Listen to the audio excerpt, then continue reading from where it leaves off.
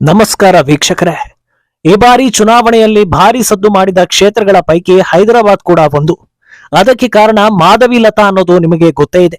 ಅಲ್ಲಿನ ಬೆಳವಣಿಗೆಗಳ ಬಗ್ಗೆ ಪಿನ್ ಟು ಪಿನ್ ವಿಚಾರಗಳನ್ನ ಮೀಡಿಯಾ ಮಾನ್ಸ್ಟರ್ ನಲ್ಲಿ ನೀಡ್ತಾ ಬಂದಿದ್ವಿ. ಈಗ ಹೈದರಾಬಾದ್ ಎಲೆಕ್ಷನ್ ಮುಗಿದಿದೆ. ಯಾರು ಗೆಲ್ತಾರೆ ಅನ್ನೋದು ಮಾತ್ರ ಕುತೂಹಲಕಾರಿ ಅಂಶವಾಗಿ ಉಳಿದಿದೆ. ಮೊದಲೇ ಅಂದಾಜಿಸಿದ ಹಾಗೆ ಹೈದರಾಬಾದ್ ನಲ್ಲಿ ನೆಕ್ ಟು ನೆಕ್ ಫೈಟ್ ಇತ್ತು. ಆದರೆ ಮತದಾನದ ನಂತರ ದೊಡ್ಡ ಆರೋಪವೊಂದು ಮಾಡಿದ್ದ ಮಾಧವಿಲತಾ ಈ ಬಾರಿಯೂ ಗೋಲ್ಮಾಲ್ ಆಗಿದೆ ಅನ್ನೋದನ್ನ ಹೇಳಿದ್ರು. ಆದ್ರಿಂದ ಮಾಧವಿಲತಾ ಸೋಲ್ತಾರಾ ಅನ್ನೋ ಬಗ್ಗೆಯೂ ಚರ್ಚೆಗಳು ನಡೀತಾ ಇವೆ. ವಿಷಯ ಏನಂದ್ರೆ, ಮಾಧವಿಲತಾ ಗೆದ್ರು ಸೋತರು ಅವರಿಗೆ ದೊಡ್ಡದೊಂದು ಆಫರ್ ಕಾಯ್ತಾ ಇದೆ ಅನ್ನೋ ಕ್ಲೂ ಸಿಗ್ತಾ ಇದೆ. ಅಲ್ಲದೆ ಹೈದರಾಬಾದ್ ಎಲೆಕ್ಷನ್ ಬಗ್ಗೆ ಒಂದು ರಿಪೋರ್ಟ್ ಕೂಡ ಬಂದಿದೆ. ಹಾಗಿದ್ರೆ ಮಾಧವಿಲತಾ ಭವಿಷ್ಯ ಏನು? ಗೆದ್ದು ಇತಿಹಾಸ ನಿರ್ಮಿಸ್ತಾರಾ ಅಥವಾ ಸೋಲೊಪ್ಪಿಕೊಳ್ತಾರಾ? ಇದೆಲ್ಲವನ್ನ ಒನ್ ಬೈ ಒನ್ ಹೇಳ್ತಾ ಹೋಗ್ತೀವಿ. ಈ ವಿಡಿಯೋವನ್ನ ತಪ್ಪದೆ ಕೊನೆ ತನಕ ನೋಡಿ. ಅದಕ್ಕೂ ಮುನ್ನ ಮೀಡಿಯಾ ಮಾನ್ಸ್ಟರ್ ಚಾನಲ್ ಅನ್ನ ತಪ್ಪದೆ ಸಬ್ಸ್ಕ್ರೈಬ್ ಮಾಡಿ. ಹೌದು, ಬಹುಶಃ ಹೈದರಾಬಾದ್ ಇತಿಹಾಸದಲ್ಲೇ ಓವೈಸಿ ಕುಟುಂಬಕ್ಕೆ ಇಂಥ ಪ್ರಬಲ ಪ್ರತಿಸ್ಪರ್ಧಿ ಸಿಕ್ಕಿರ್ಲಿಲ್ಲ ಅನ್ಸುತ್ತೆ. ಆರಾಮಾಗಿ ಗೆದ್ದು ಬಂದು ಸಂಸತ್ ಪ್ರವೇಶ ಮಾಡ್ತಾ ಇದ್ದ ಓವೈಸಿ ಮೋದಿ ಸರ್ಕಾರವನ್ನ ವಿರೋಧಿಸೋದರಲ್ಲಿ ಮೊದಲ ಸ್ಥಾನದಲ್ಲಿ ಇರ್ತಾ ಇದ್ರು. ತಮ್ಮ ಧರ್ಮ ತಮ್ಮ ಸಮುದಾಯಕ್ಕೆ ಮಾತ್ರ ಸೀಮಿತವಾಗಿದ್ದ ಓವೈಸಿ ಪ್ರಚೋದನಾಕಾರಿ ಹೇಳಿಕೆ ನೀಡೋದು ಬಿಟ್ಟು ಬೇರೆ ಏನನ್ನೂ ಮಾಡ್ತಾ ಇರಲಿಲ್ಲ ಅನ್ನೋ ಆರೋಪ ಇದೆ. ಆದರೆ ಈ ಬಾರಿ ಕಂಪ್ಲೀಟ್ ತಂಡ ಹೊಡೆಯುವಂತಾಗಿತ್ತು. ಚುನಾವಣೆ ಗೆಲ್ಲೋದಕ್ಕೆ ಹಿಂದೆಂದೂ ಮಾಡಿರದ ಸರ್ಕಸ್ಗಳನ್ನೆಲ್ಲ ಮಾಡೋ ಪರಿಸ್ಥಿತಿಗೆ ಬಂದಿದ್ರು. ಹಿಂದೂ ಸಮುದಾಯದ ಮಧ್ಯೆ ನಿಂತು ಕೇಸರಿ ಶಾಲು ಹೊದಿಸಿಕೊಳ್ಳೋ ಪರಿಸ್ಥಿತಿ ಬಂದಿದ್ದು ಸೋಷಿಯಲ್ ಮೀಡಿಯಾಗಳಲ್ಲಿ ಸಿಕ್ಕಾಪಟ್ಟೆ ವೈರಲ್ ಆಗಿತ್ತು. ಇಷ್ಟೆಲ್ಲ ಆದ್ಮೇಲೂ ಓವೈಸಿ ಸೋತಿದ್ದೆ. ಆದ್ರೆ ಹೈದರಾಬಾದ್ ನಲ್ಲಿ ಮಾಧವಿಲತಾ ಫುಲ್ ಸ್ಟ್ರಾಂಗ್ ಆಗ್ಬಿಡ್ತಾರೆ. ಆದ್ರೆ ಈಗ ಗೆಲುವು ಈಸಿನಾ ಅನ್ನೋ ಚರ್ಚೆ ಆಗ್ತಾ ಇದೆ. ಅವರೇ ಆರೋಪಿಸಿರುವಂತೆ ಮತದಾನದ ವೇಳೆ ಗೋಲ್ಮಾಲ್ ಆಗಿದೆ.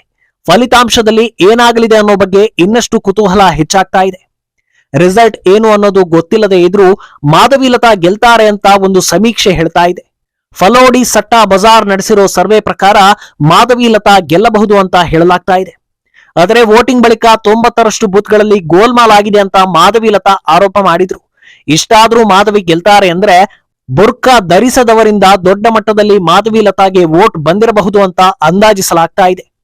ಅಲ್ಲದೆ ಬುರ್ಕಾದಲ್ಲಿ ಬಂದವರ ಎಲ್ಲಾ ವೋಟ್ಗಳು ಓವೈಸಿಗೆ ಹೋಗೋದಕ್ಕೆ ಸಾಧ್ಯವಿಲ್ಲ ಅಂತಲೂ ಹೇಳಲಾಗ್ತಾ ಇದ್ದು, ಕನಿಷ್ಠ ಮತಗಳ ಅಂತರದಲ್ಲಾದ್ರೂ ಮಾಧವಿಲತಾ ಗೆಲ್ಲಬಹುದು ಅಂತ ಹೇಳಲಾಗ್ತಾ ಇದೆ. ಇನ್ನು ಇಷ್ಟೆಲ್ಲ ಜಂಜಾಟಗಳ ಬಳಿಕ ಮಾಧವಿಲತಾ ಗೆದ್ದಿದ್ದೇ ಹೌದಾದ್ರೆ ಮೋದಿ ಕ್ಯಾಬಿನೆಟ್ ನಲ್ಲಿ ವಿಶೇಷ ಆದ್ಯತೆ ಸಿಗೋದು ಗ್ಯಾರಂಟಿ ಅಂತ ಹೇಳಲಾಗ್ತಾ ಇದೆ. ಇಷ್ಟು ವರ್ಷಗಳ ಚುನಾವಣೆಯಲ್ಲಿ ಹೈದರಾಬಾದ್ ಬಗ್ಗೆ ಇಷ್ಟೊಂದು ಕಾನ್ಸಂಟ್ರೇಟ್ ಮಾಡೇ ಇರಲಿಲ್ಲ. ಈ ಬಾರಿ ಪ್ರಯೋಗ ಅನ್ನೋ ಹಾಗೆ ಮಾಧವಿಲತಾಗೆ ಟಿಕೆಟ್ ನೀಡಲಾಗಿತ್ತು. ಆದ್ರೆ ಈ ನಿರ್ಣಯ 100ಕ್ಕೆ 100 ಸರಿ ಅನ್ನೋದು ಪ್ರಚಾರದ ದಿನಗಳಲ್ಲೇ ಸಾಬೀತಾಗ್ತಾ ಬಂದಿತ್ತು.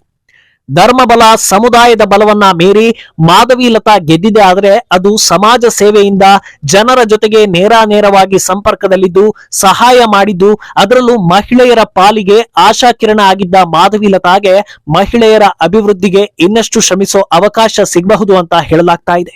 ಮಾಧವಿಲತಾ ಹೈಪರ್ ಆಕ್ಟಿವ್ ಆಗಿದ್ದಾರೆ ಅನ್ನೋದು ಪ್ರಧಾನಿ ಮೋದಿಗೂ ಗೊತ್ತಾಗಿರೋದ್ರಿಂದ ಒಂದಿಲ್ಲೊಂದು ಹುದ್ದೆ ನೀಡಿ ಅವರನ್ನ ಸಮರ್ಪಕವಾಗಿ ಬಳಸಿಕೊಳ್ಳೋ ನಿಟ್ಟಿನಲ್ಲಿ ಹೈಕಮಾಂಡ್ ಯೋಚನೆ ಮಾಡಿದೆ ಅಂತಲೂ ಹೇಳಲಾಗ್ತಾ ಇದೆ. ಇನ್ನು ಈ ಗೆಲುವಿನಿಂದ ಮಾಧವಿಲತಾಗೆ ಯಾವ ಮಿನಿಸ್ಟರಿ ಅಥವಾ ಯಾವ ಹುದ್ದೆ ಸಿಗುತ್ತೆ ಅನ್ನೋದನ್ನ ಪಕ್ಕಕ್ಕಿಟ್ರು ಓವೈಸಿಗೆ ದೊಡ್ಡ ಮಟ್ಟದಲ್ಲಿ ಮುಖಭಂಗ ಆಗೋದು ಗ್ಯಾರಂಟಿ ಎನ್ನಲಾಗ್ತಾ ಇದೆ.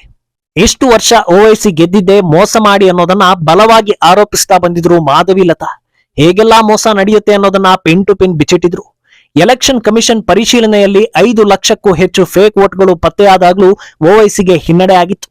ಇನ್ನು ನಿನ್ನೆ ಗೋಲ್ಮಾಲ್ ಆಗಿರೋ ಬಗ್ಗೆ ಆರೋಪ ಕೇಳಿಬಂದಿದೆ.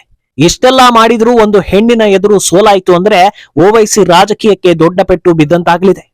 ತಮ್ಮ ಸಮುದಾಯದ ಪ್ರಾಬಲ್ಯದ ಮಧ್ಯೆಯೂ ಎದುರಾಳಿ ಗೆಲ್ತಾರೆ ಅಂದ್ರೆ ಅದು ಓವೈಸಿ ವರ್ಚಸ್ಸನ್ನ ಕುಗ್ಗಿಸಿದಂತಾಗುತ್ತೆ. ಇದೆಲ್ಲದಕ್ಕಿಂತ ಹೆಚ್ಚಾಗಿ ಅಭಿವೃದ್ಧಿ, ಜನರ ಜೀವನ ಸುಧಾರಣೆ ಆಗಿಲ್ಲ ಅಂದ್ರೆ ಅದೆಂತ ನಾಯಕ ಬಂದ್ರೂ ಜನರು ಮಣೆ ಹಾಕೋದಿಲ್ಲ ಅನ್ನೋ ಉತ್ತಮ ಸಂದೇಶವನ್ನ ಸಾರಿದಂತಾಗುತ್ತೆ.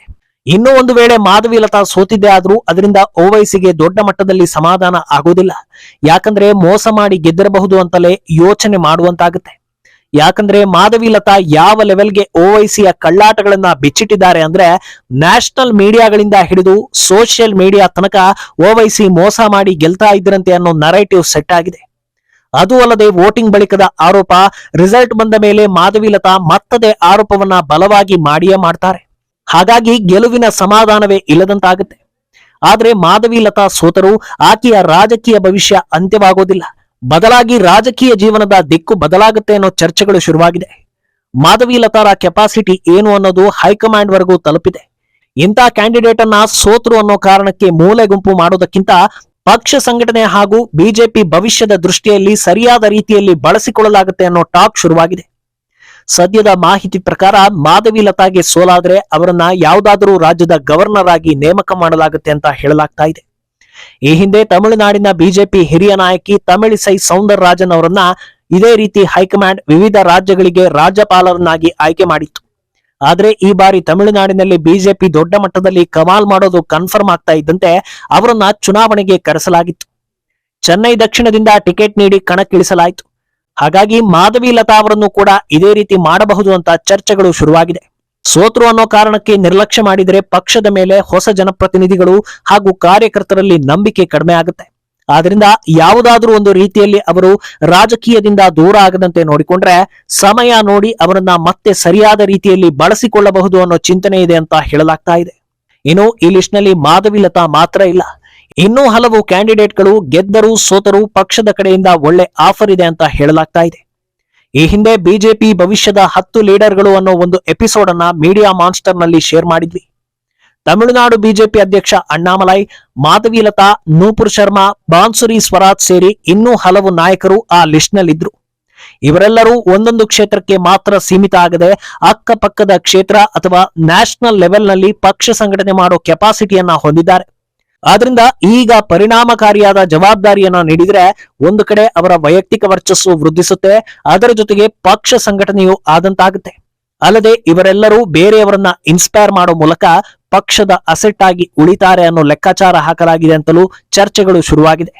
ಸದ್ಯದ ಮಟ್ಟಿಗೆ ಇಡೀ ವಿಶ್ವದಲ್ಲೇ ಅತಿ ಹೆಚ್ಚು ಕಾರ್ಯಕರ್ತರನ್ನ ಹೊಂದಿರೋ ಪಕ್ಷ ಬಿಜೆಪಿ ಅನ್ನೋದು ದೊಡ್ಡ ಸುದ್ದಿಯಾಗಿತ್ತು.